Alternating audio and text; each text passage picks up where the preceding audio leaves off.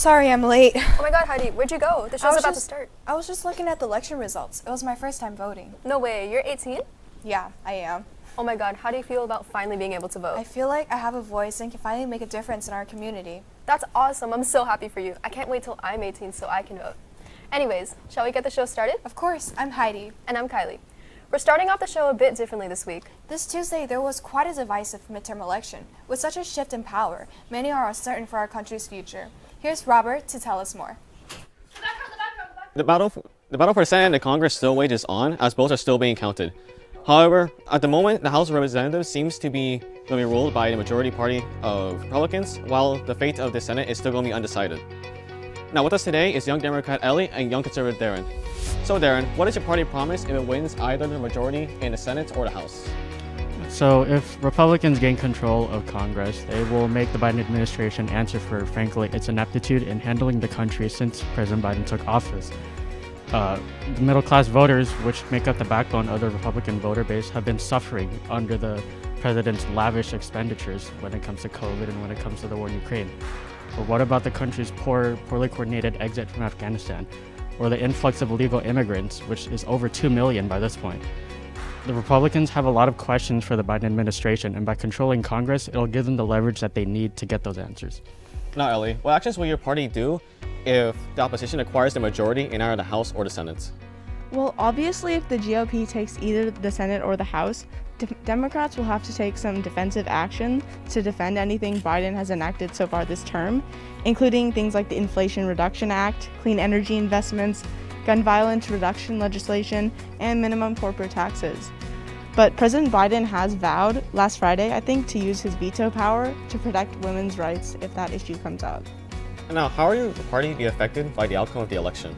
Well, if the Democrats win, there will be a stronger push, obviously, into codifying abortion into federal law and stopping the increased effects of climate change and continuing to support Ukraine in the war against Russia. But if the Democrats lose, there will be probably a great shift to stop Republican policy from being enacted, including gun rights, immigration, restrictions on voting, textbook banning, and abortion rights.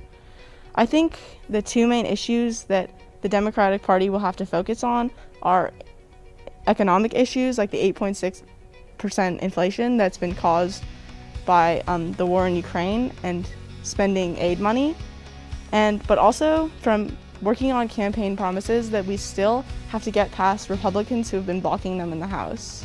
Now, what contribution do you believe the president had on the outcome of the election?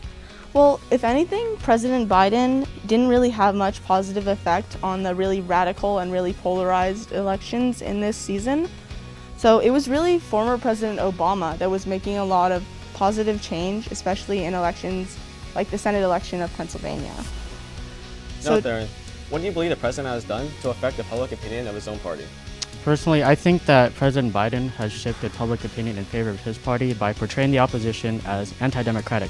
In his own words, he said that democracy is on the ballot with this midterm election. But by saying that, he's ignoring the real threats to democracy. For example, his own son, who is a paid board member of a pro-Russian gas company in Ukraine for 5 years. And yet the president has remained silent on issues like these because he's been more in favor of endorsing liberal rhetoric. And Ellie, what has John Fetterman done to earn a slight edge against Mehmet Oz during the Senate race in Pennsylvania? Well, John Fetterman actually won his race by, I think, a margin of about 3 percentage points, but he went into the election with actually a wider gap than that. And that gap was closed a little bit when he suffered that unfortunate stroke, but he was actually able to make up the vote because he gained the support of many Pennsylvanians because he caters to, or his policies target every single district, red or not, and he tries to help the people of Pennsylvania no matter what political party they follow. Thank you to both representatives for informing us. Remember to check out the clubs if you're interested. Azusa Pacific University is visiting our campus on Monday, November 14th for an on-the-spot admission event. Seniors, drop by the College and Career Center at the beginning of lunch if you want to learn more about the school and potentially get accepted on the spot. Register at the link down below and take advantage of this incredible admission opportunity. Our theater and stagecraft students have been hard at work preparing to give you an incredible rendition of the classical musical Grease. Now let's get a closer look at the behind the scenes of their efforts. Greece is pretty exciting to be doing a high school play set in a high school at a high school. So it's been a lot of fun putting that together. It always gets us into different aspects of the high school life and combating those different groups of students. Hi, I'm Keith DeLuca. I am the Performing Arts Technical Director for the venue, and I also teach 2 classes of stagecraft. We started working on the set at the beginning of the school year with our designer drafting it out, Lex Gernon, and then he turns over blueprints to us about a month or so ago. We purchased all of the lumber and then started construction right after that, and it's been on stage for now about 2 weeks. Hello, I'm Sophia and I am the senior costume lead.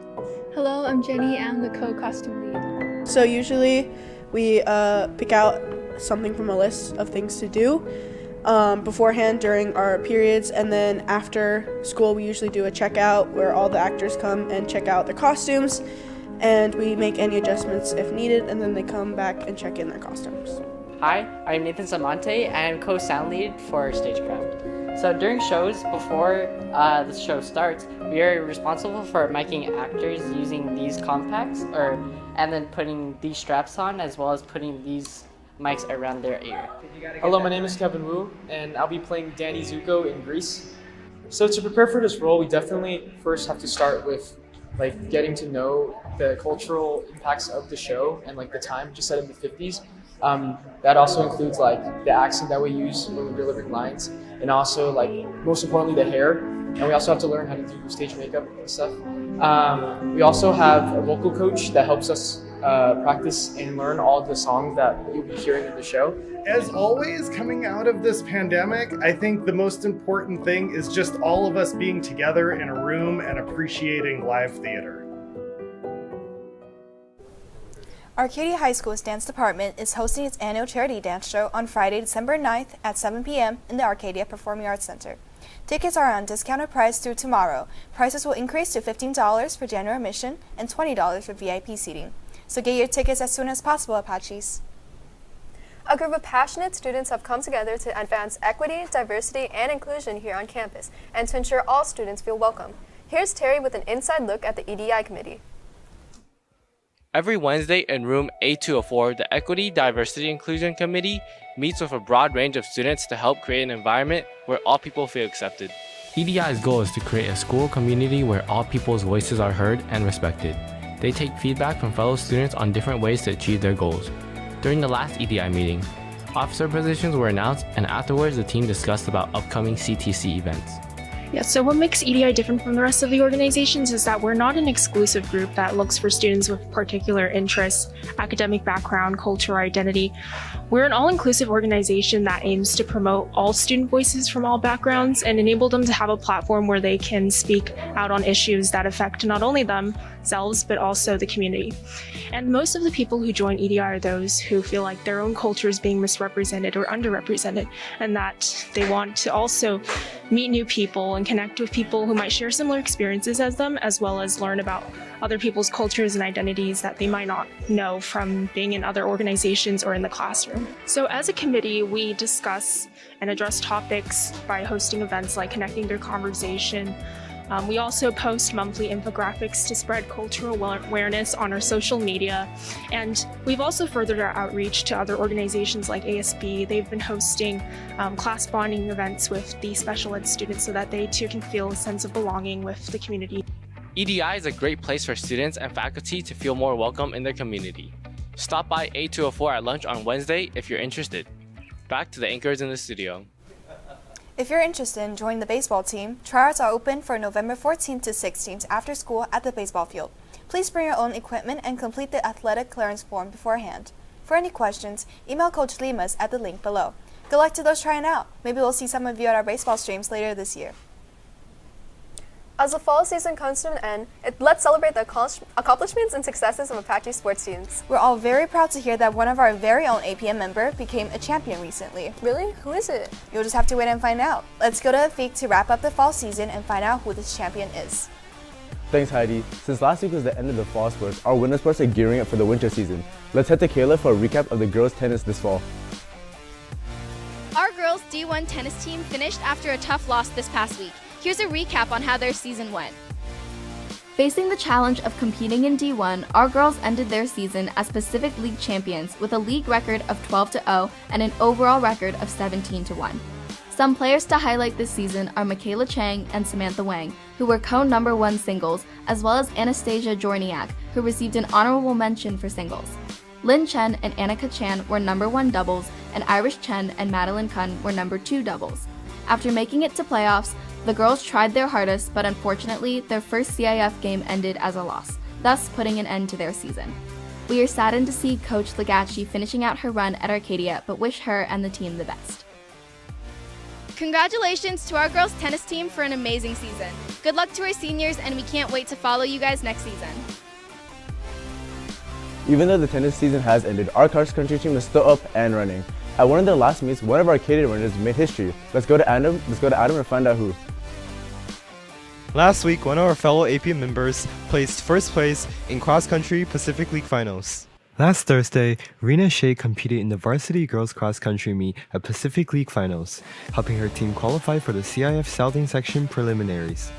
As one of the few sophomores on varsity, Reena set a new record time of 17:28 for herself, placing first and secured the position of girls varsity league champion.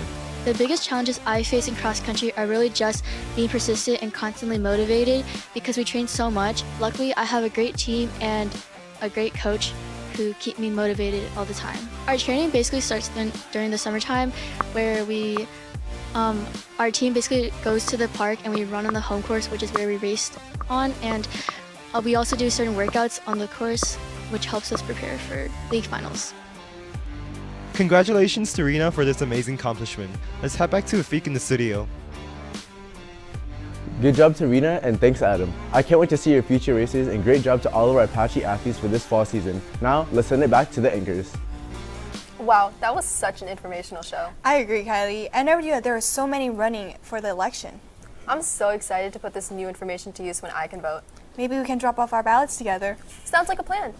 Enjoy Veterans Day off at school tomorrow, and don't forget to tune in for next week's show. And support Arcadia Stage today for their opening night of Grease. Follow our socials down below and stay updated on the streams and get sneak peeks on our future shows. This has been Heidi and Kylie.